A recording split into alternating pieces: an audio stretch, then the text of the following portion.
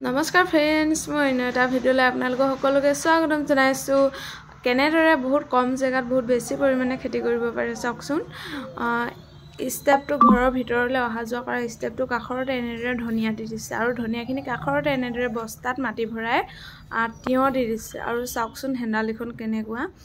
আৰু এই বৈয়ামবিলাকত মানে দাংবডি দিছে। দাংবডিবিলাক বগাই যাবৰ সুবিধা হোৱাকৈ ইফালৰ পৰা সিফাললৈ এনেদৰে মাৰি পুতি দিছে আৰু মাৰিবিলাকত মানে এনেদৰে ৰছী বান্ধি দিছে। চাওকচোন ইমান বেছি বুদ্ধিয়ক।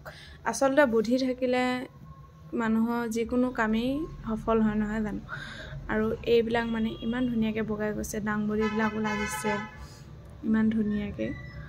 আৰু এইবিলাক মানে কোনো ধৰণৰ ৰাসায়নিক সাৰ প্ৰয়োগ কৰা নাই, সকলোখিনি জৈৱিক সাৰ প্ৰয়োগ কৰিয়ে খেতি কৰা হৈছে। জৈৱিক সাৰবিলাক মানে যেনে গোবৰ আৰু পেলনীয়া শাক পাচলি জাবৰ জোঁথৰবিলাক এনেধৰণৰ সাৰবোৰ দিহে খেতিখিনি কৰা হৈছে। যিহেতু আজিকালি মানে বজাৰত কোনো ধৰণৰ জৈৱিক সাৰ প্ৰয়োগ কৰি খেতি কৰা কোনো ধৰণৰ পাচলি আজিকালি পোৱাই নাযায়। সকলোবিলাক ৰাসায়নিক খেতি কৰিয়ে কৰা হয়। সেইকাৰণে আজিকালি মানুহবিলাকৰ বেমাৰ আজাৰো বেছি হৈছে। এয়া চাওকচোন বিলাহী দি দিছে, মানে য'তে যি সুবিধা পাইছে ততে মানে পাচলি লগাই দিছে। আৰু এইবিলাক মানে বালিয়া মাটি যিহেতু, সেইকাৰণে মানে এনেদৰে আলতীয়া মাটি এইখিনি আনি আলতীয়া মাটিখিনিও কিন্তু কিনি আনিছে দেই।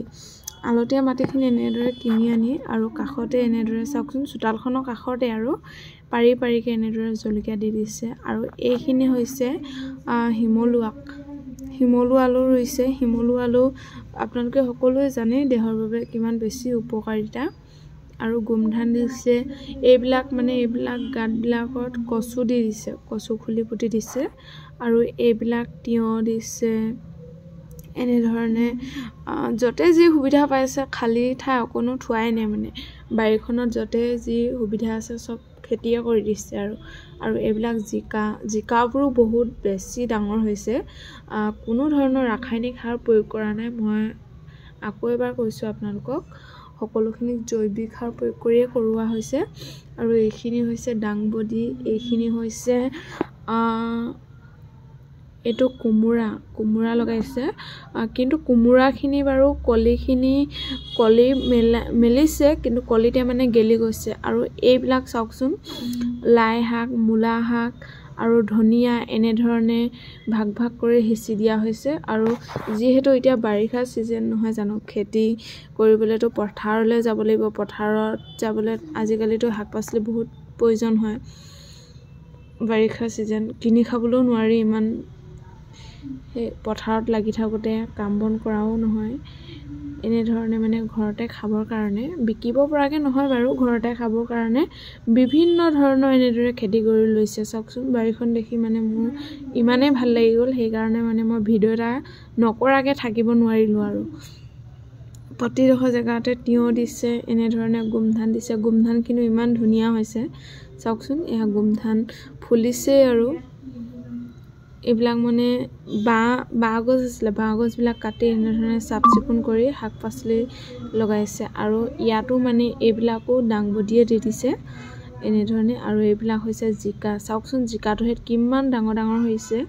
হয়তো মোবাইলত দেখিবলৈ অলপ সৰুৱে লাগিছে, কিন্তু ডাইৰেক্ট দেখিবলৈ বহুত ডাঙৰে হৈছে মানে।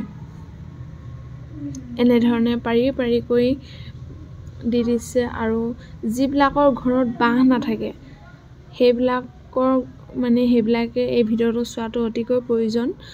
যিহেতু আজিকালি বাঁহ নাথাকিলে হেন্দালি দিব নোৱাৰে বা কিবা বুলি নহয়। চাওকচোন এনেধৰণে বুদ্ধি থাকিলে ৰছী দিও মানে এনেধৰণে বগাই যোৱা শাক পাচলিবোৰ কৰিব পাৰি। চাওকচোন কেনেধৰণে ৰছী দি ইমান ধুনীয়াকৈ মানে লগাইছে। এইবিলাক কেৰেলা দিছে, জেং কেৰেলা বুলি কয় এইটো। জেং কেৰেলা, বিলাহী, জলকীয়া য'তে যি সুবিধা পাইছে। আৰু এইবিলাক গোবৰ দি লগাইছে। এইবিলাক জলকীয়া লগাইছে পাৰি পাৰিকৈ। বালি মাটিখিনিৰ ওপৰতে আলতীয়া মাটি দি এনেধৰণে লগাই দিছে। আৰু সীমাৰ কাষতে, জেৰুৱা কাষতে মানে কল পুলি, তামোল পুলি আৰু বিভিন্ন ধৰণৰ গছৰ পুলিবিলাকো ৰোৱা হৈছে মানে। চাওকচোন এইবিলাক তামোল গছ এজোপাও মানে খালীকৈ থোৱা নাই তামোল গছ প্ৰতিজোপা তামোল গছৰ গুৰিতে মানে পাণ লগাই দিছে এনেধৰণে আৰু তামোল গছজোপাও মানে এৰি দিয়া নাই চাওকচোন তামোল গছতো মানে এনেধৰণে শাক পাচলি লগাই দিয়া হৈছে তামোল গছত এনেধৰণে বস্তাৰ ওপৰত বয়মৰ ভিতৰত এনেধৰণে গুটি পচাই বগাই যাবৰ কাৰণে এনেদৰে সুবিধা কৰি দিছে এইজোপাৰ পৰা সিজোপা লৈ তামোল গছত ৰছী বান্ধি দিছে সঁচাকৈ কৈছোঁ বুদ্ধি থাকিলে মানুহে কি কৰিব নোৱাৰে নহয় জানো এইজোপা হৈছে জাতিলাও ইয়াত কোনো ধৰণৰ মাটি কাটি মানে এনেদৰে খেতি কৰা নাই মাটি আলতীয়া মাটি দিহে কৰা হৈছে আৰু এইবিলাক পালেং চাওকচোন ইমান ধুনীয়া হৈ আছে নহয় পালেংখিনি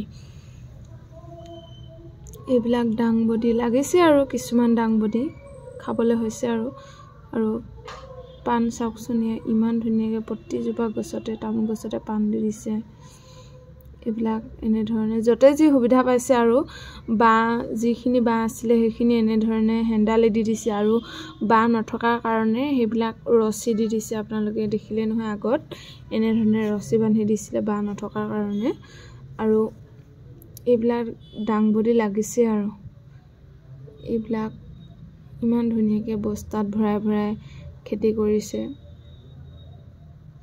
হেণ্ডালি দি দিছে হেণ্ডালি দিব পৰাখিনিত আৰু এইবিলাক মানে জলকীয়াও দিছে ইয়াত এইবিলাক সব ডাংবডিয়ে দি দিছে লাগিছে আৰু খাব পৰা হৈছে আৰু এয়া যিহেতু বতৰটো